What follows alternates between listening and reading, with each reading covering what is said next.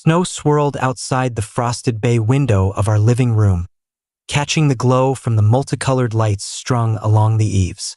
Emily stood by the Christmas tree we'd decorated together just 2 weeks earlier, arms folded tight across her chest, staring at the half-wrapped presents scattered on the coffee table.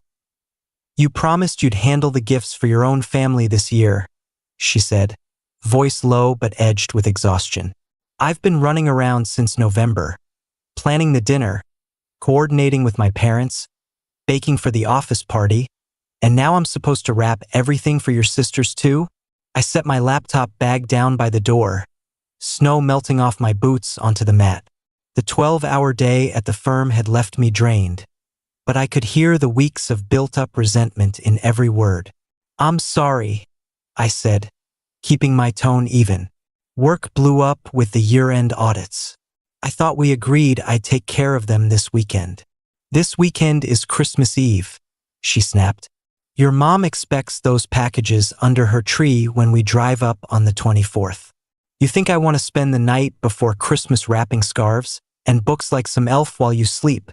I rubbed the back of my neck, feeling the knot that had lived there since Thanksgiving.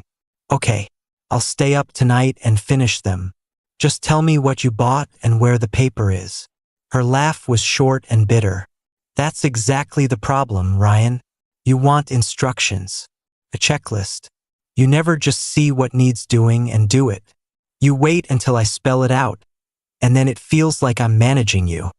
I remembered last Christmas, her curled on the couch with the flu, fever burning, while I drove through a blizzard to pick up medicine, made soup, canceled our plans so she could rest. She'd whispered that night that I was the most thoughtful man she'd ever known. That memory felt distant now, like it belonged to different people. "I'm trying," I said quietly. "I know the holidays are a lot for you. If I'm missing something bigger, help me understand what it is."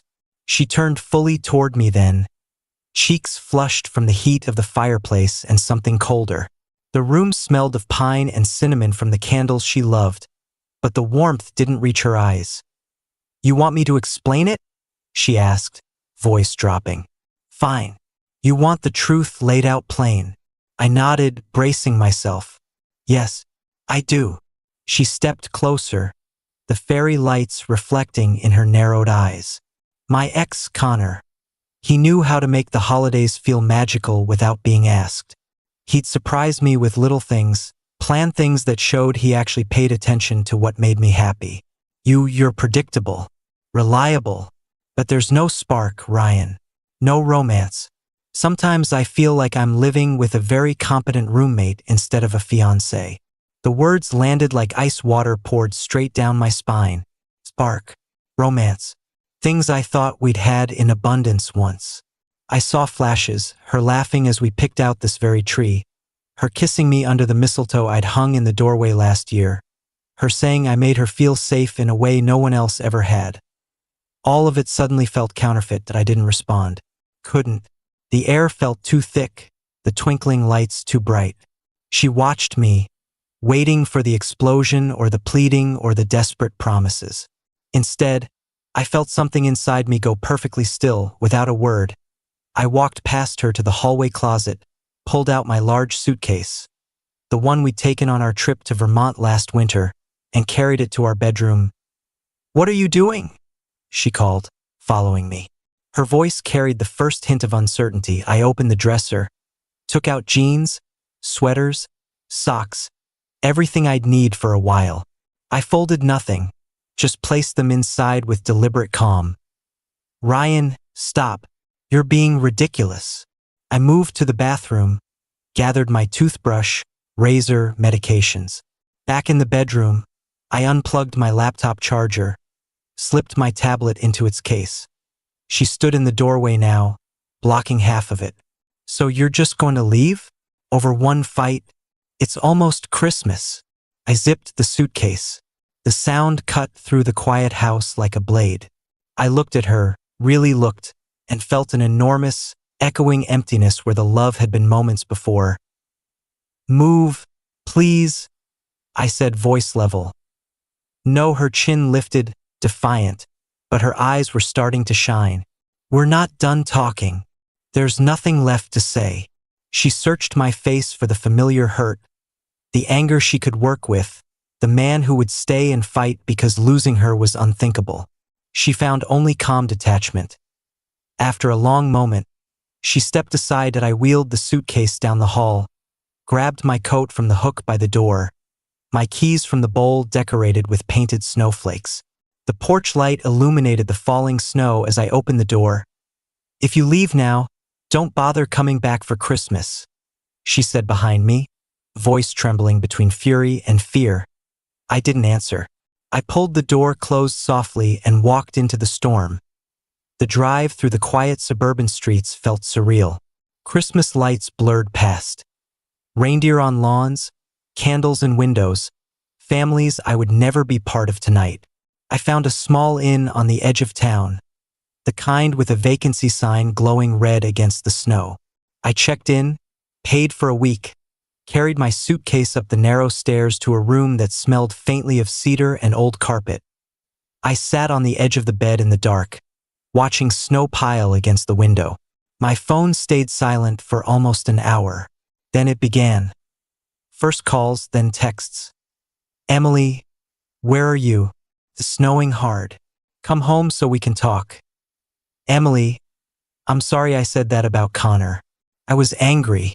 You know I didn't mean it." "Emily, please just let me know you're safe." I read them without replying. Each one felt like an echo from a life that had already ended. I turned the phone face down and slept in my clothes, the first full night's sleep I'd had in months. Morning light revealed a world blanketed white. I showered, dressed, and drove to a coffee shop that was mercifully open. Over a black coffee, I made decisions with the clarity of someone who had nothing left to lose. I emailed my boss requesting immediate remote work for the rest of the year, citing a personal emergency. He approved within minutes. Holiday slowdown meant flexibility. I found a furnished loft apartment downtown, available for monthly rental starting immediately. I paid the deposit online. Then I hired a discreet moving service specialized in sensitive separations. I scheduled them for the day after Christmas, when she'd be at her parents' house for the traditional post-holiday brunch. I emailed detailed instructions. Pack only items belonging to Ryan Keller, leave anything joint or gifted by her, deliver to new address. I felt no guilt, only efficiency. The texts continued over the next days. "Emily, your mom called. I didn't know what to tell her." "Emily, this is insane. We've been together 4 years. You're throwing it away because I was upset." "Emily, fine. Be cold. Connor always said you were emotionally unavailable. Maybe he was right. That one told me everything. She'd already reached out to him.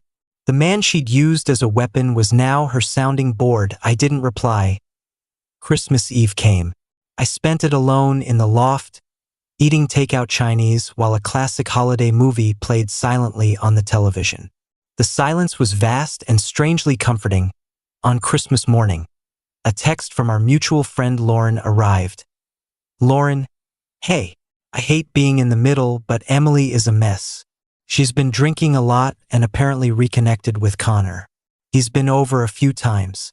I told her it's a terrible idea, but she says she needs someone who gets the holidays. Just wanted you to know." I stared at the screen for a long time. No jealousy surfaced, only a weary confirmation of what I already understood. I typed back, "Thanks for telling me." Nothing more. The messages from Emily shifted tone after that. First confusion, then complaints. "Emily, he keeps criticizing how I decorated the tree. Says it's trying too hard. Emily, he drank all the good wine I was saving for New Year's and didn't replace it. Emily, he says I'm lucky he's spending Christmas with me after everything." Then, late one night between Christmas and New Year's, a voicemail. Her voice thick, words slurring slightly. "Ryan, he's staying here now. Said he needed a place after his roommate kicked him out. But he doesn't help with anything. He just plays video games and orders delivery on my card. I asked him to take down the outdoor lights today and he laughed. Said that's woman stuff. You always did those things without me asking. Why did I ever? I miss you. I'm scared. I saved it, not from lingering affection, but as evidence of the predictable collapse. A week into January, a local news notification pinged on my phone while I was at the gym. Police investigating string of holiday rental frauds. Suspect targeting women through dating apps and past relationships, moving in temporarily, using their credit for expensive purchases, then vanishing. The name, Connor J. Reynolds. The photo matched the one I'd seen years ago on her old social media, the charming smile that never reached his eyes. I closed the article and finished my set. That same night, one final voicemail arrived. Her voice was small, stripped bare. He's gone. Took the emergency cash I kept in the cookie jar. Took the laptop you gave me for my birthday. Police came today. They had his picture. They asked if I knew about the other women. Ryan, everything I said that night was a lie. I was cruel because I was unhappy with myself. You were the best thing in my life and I ruined it. I have nothing now. Please, just talk to me. I listened once more, hearing the raw wreckage. Then I deleted it, blocked her number, and felt the last tether snap. The months that followed were quiet reconstruction. I kept the loft, filled it slowly with things that were only mine. New dishes, books I'd always meant to read, a small balcony planter that survived the winter. I ran every morning along the river, the cold air burning my lungs clean. Work thrived without the constant undercurrent of tension. I earned a promotion in March. By summer, I'd started seeing Claire, a colleague from another department who laughed easily and never expected me to read her mind. We took things slowly, enjoying weekend hikes and quiet dinners. When December rolled around again, Lauren and her husband invited me to their annual holiday party. I hesitated only briefly before accepting. Claire squeezed my hand when I told her the backstory. Sounds like closure, she said. I'll come if you want company. The party was at a restored farmhouse outside town. Strings of white lights draped through bare trees, carols playing softly. Snow fell lightly as we arrived. I saw Emily almost immediately. She stood near the fireplace, holding a mug of cider, looking thinner, eyes scanning the room nervously. When she spotted me, her face went pale. Claire's hand rested lightly on my arm as we greeted hosts and old friends. I was relaxed in a dark green sweater, feeling solid in my own skin. Emily approached after an hour, during a lull while Claire chatted with Lauren near the dessert table. Ryan, she said softly. Emily, my tone was polite, neutral. You look happy. I am. She glanced toward Claire, then back at me, eyes glistening. I read about Connor. Everything came out, the other women, the money he took. I almost lost everything. I've been in therapy. I know what I did was unforgivable, but I'm so sorry. I destroyed the best thing I ever had because I couldn't see it clearly. I waited. She searched my face for the old softness, the willingness to fix things. Instead, I gave her the same calm clarity she'd once thrown at me. Go call your ex, I said quietly. I'm sure he'll satisfy your apologies too. The words hit her like a slap. Recognition dawned, followed by a crushing understanding. This wasn't anger. It was absolute indifference refined into precision. Her mouth opened, but nothing came out. Tears spilled over. Claire returned then, sliding her arm around my waist with easy affection. Ready for some of that gingerbread? She asked me, smiling. I turned to her, warmth returning instantly. Absolutely. I introduced them briefly. Emily as an old friend from work circles, then guided Claire away with a gentle hand at her back. I didn't look back. Later, stepping into the crisp night air, snowflakes catching in Claire's hair, I felt the final shadow lift. The holidays were bright again, not haunted. Emily and everything she represented had become irrelevant. A closed chapter in a book I no longer needed to reread. And in the quiet snowfall, walking hand in hand with someone who chose peace as much as I did, I knew the most satisfying gift of all was the life I'd built on the other side of letting go.